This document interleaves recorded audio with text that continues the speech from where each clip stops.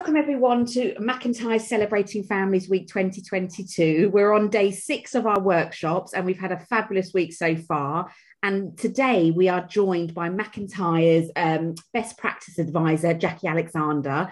And Jackie's going to be sharing all her knowledge, which is a wealth of knowledge around person-centered planning and really thinking about the person that we're supporting. So your family member, your child, your loved one, and how we can really, really capture thoughts, dreams, wishes, and that real inclusion in society. That's what I hope Jackie's going to be talking about. So I'm going to sit here quietly. Jackie, I'm here if you need me. I'm going to put myself on mute, but I am going to be actively listening and participating.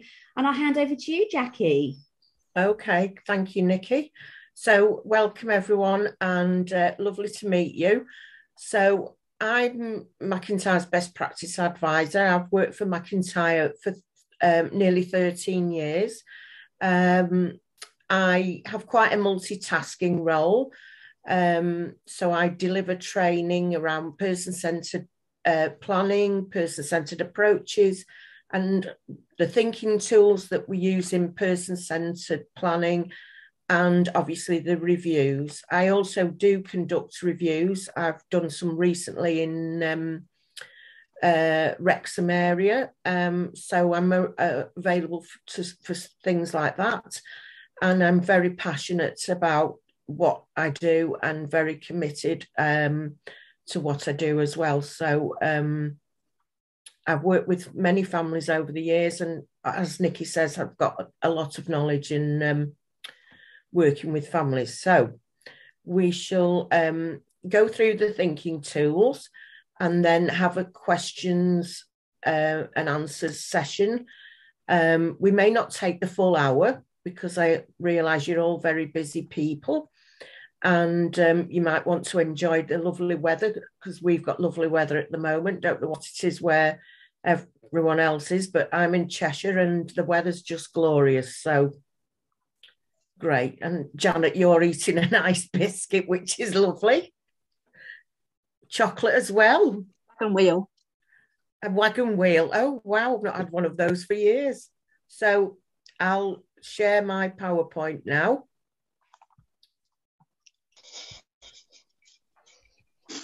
So I usually do this. Can everybody see that now?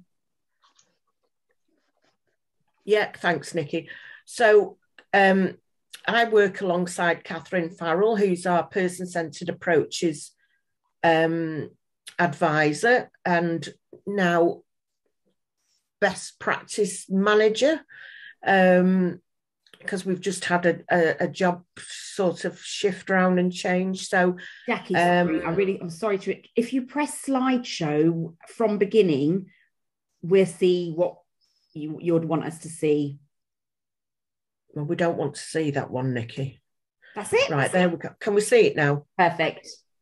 Great. So it's Saturday morning and technology is not my thing on a Saturday, but anyway. So there we go. So I need some honey for that one. Oh, was it? So this is McIntyre's DNA, which we share with all aspects of our training, because it's very important within McIntyre to make sure that, you know, everybody is equal. We have respect and individuality for everyone, and everyone has the potential to learn. Everyone has purposeful lives. We build on positives, so that's what people can do, not what they can't do. And obviously relationships are important, and that's not just with family relationships, that's with everybody, with someone down at the shop, the local shop, being part of our community, all that, and evidencing best practice and decisions. Okay, and obviously we've got the promises, which are currently being updated, and I think are going to be a couple more in the future. And obviously we have great interactions, which flows into our person-centered approaches, and it's all connected then into our values. So this is a diagram about person-centered planning. So what we know about the person, using the person-centered thinking tools, also using our great interactions, which then flows into us getting good quality information for someone's plan, and obviously then a review and identifying what's working and not working, and people having an action plan to then get the best outcomes they want to achieve in life. And when I do an action plan, I always add dates to it, because I feel it's important that we have a date and that someone is assigned to a task and will then follow it through by the said date. Because many years ago, I was in a review and with a family and their family member and other people involved in that person's life. And the first thing the family said to me was, last year, my son was going to have his bedroom decorated and nothing's been done. And I just come in to do this review, and it was like, oh, right, okay. So that's why I do that, of having a set date. So I say, okay, your son wants his bedroom doing. What do we need to get that done? And what's the realistic time scale for that to happen? Pending whether we need to get a decorator in, or choosing wallpaper, paints, furniture, whatever. But it's about having realistic timescales so that people get their outcomes. So these are a list of the thinking tools. So there's 12 thinking tools, but in actual fact, there's 13 on the list, because some of them are repeated, and that's working, not working. So like and admire is used in a review, and so is important too, and working, not working. The information gathering tools are routines, what is a good day and a bad day, communication charts, learning logs. Then we've got inclusion. So that's around the decision-making agreement, which I'll show you examples of all the tools shortly. Then we've got the matching tool, which is about matching staff appropriately to people we support, and to ensure that they're utilising and building on their gifts, skills and talents. And then we've got presence to contribution. So that's being present in the community and then potentially contributing to the community. And then we've got reflection and problem solving. So that's the 4+2 tool, which we'll talk about later. Working, not working, as I said, repeated again. And then the donuts. And I've got examples of that, and real life examples that I will share with you too. So this is like and admire this is a lady called Jodie. So she's welcoming, she's friendly, smiley, helpful, approachable, kind, happy, good listener, caring and loving, gets on with everyone, team player. And the other one's something about snacks. I can't quite read it. I've not got my glasses on at the moment, but hey ho. But so that's about Jodie. So that's the start. That should be at the first page of someone's person-centered plan.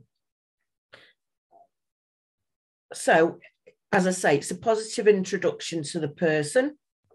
It helps identify gifts, skills and talents. It starts with a person-centered review as well. And it's the front page in a support document, which I've just said. It's good in team meetings, because that's about, in a team meeting, it could be that what we like and admire about another member of staff. And it's also used in supervisions. So the next tool is important to and for. So important to is what makes us happy and comfortable. Things to have or maybe things to avoid. And it's also about our pace of life. So for me, I would, things that probably would affect my pace of life would maybe not having coffee after, say, midday, because the caffeine stimulates me too much, and then I don't always sleep, or I can become more anxious. And 4 is what keeps us healthy and safe, and to be able to access the local area as well. And that would involve using risk assessments, and then what we need to do to support a person as well, to keep them healthy and safe.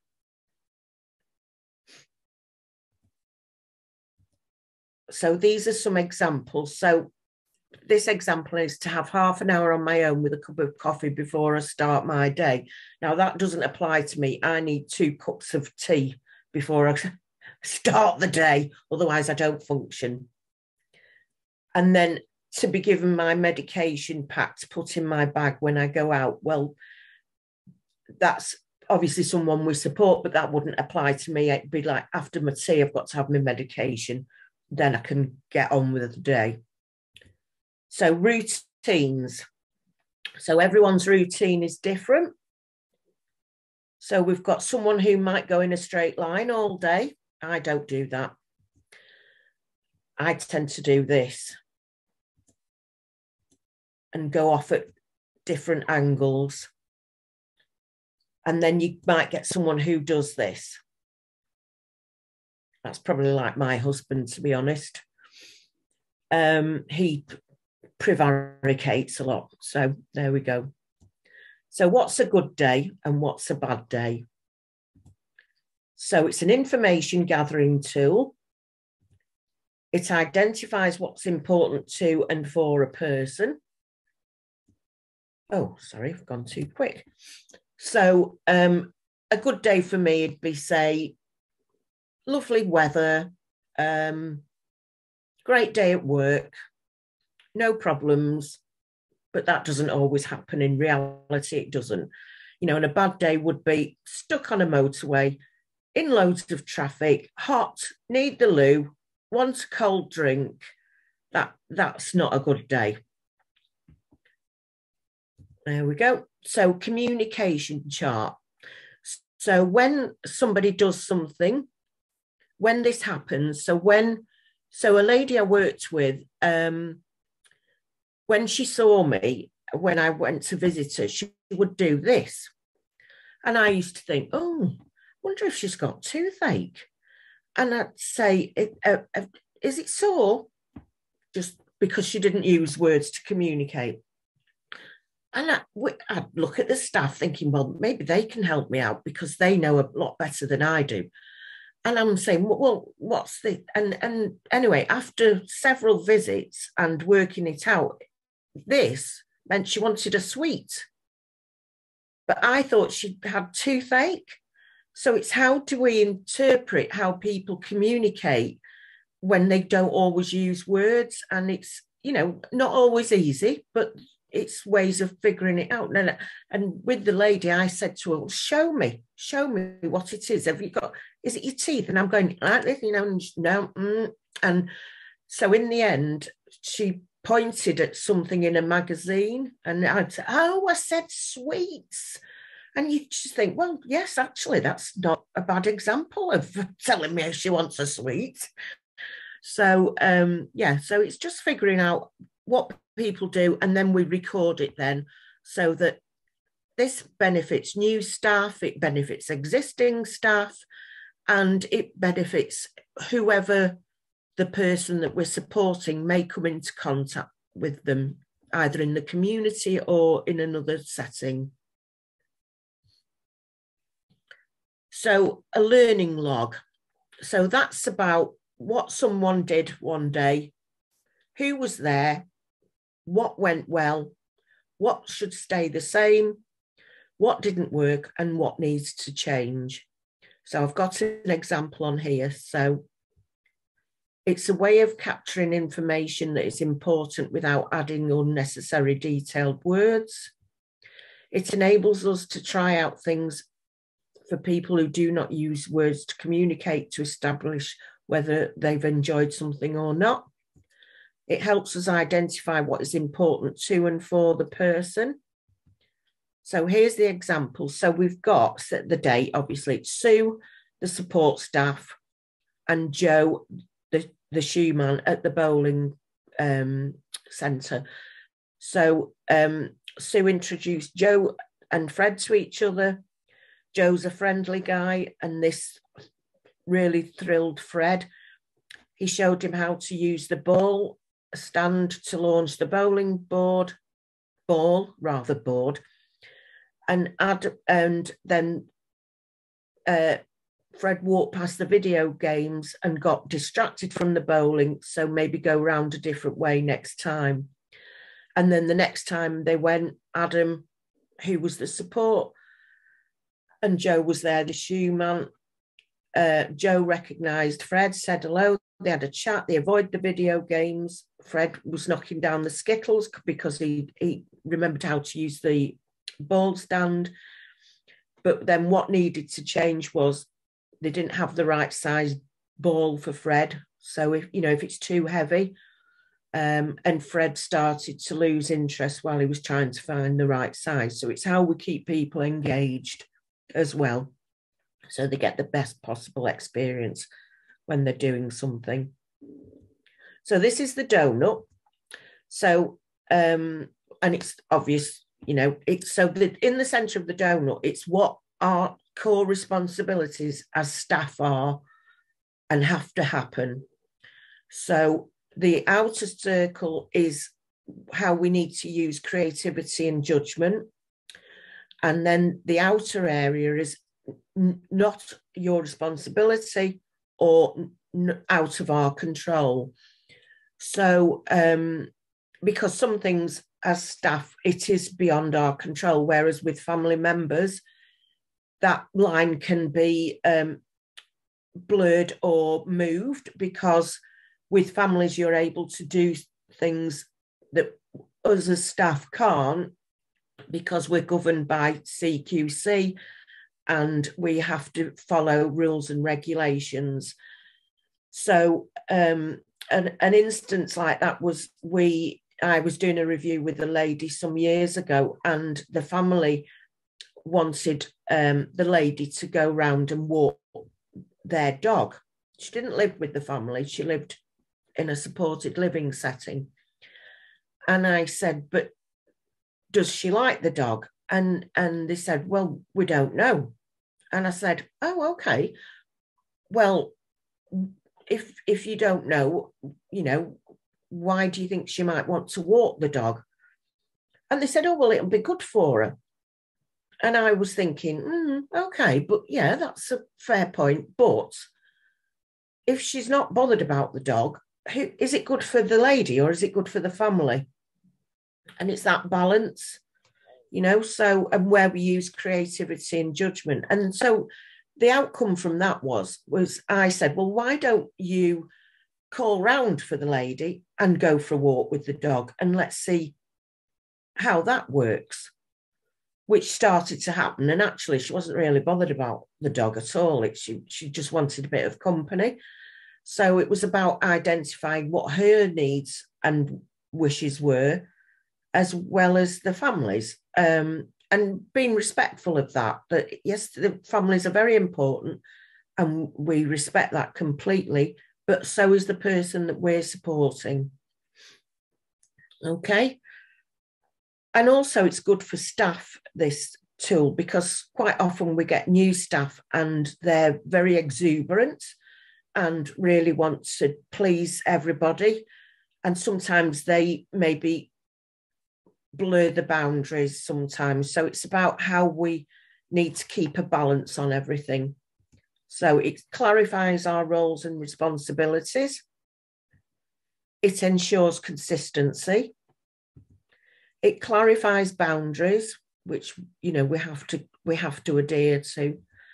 And it's good for new staff, as I've said. and it's great in supervisions, and it's good for team meetings. And quite a lot of the tools are good for team meetings, but particularly the 4+2 one.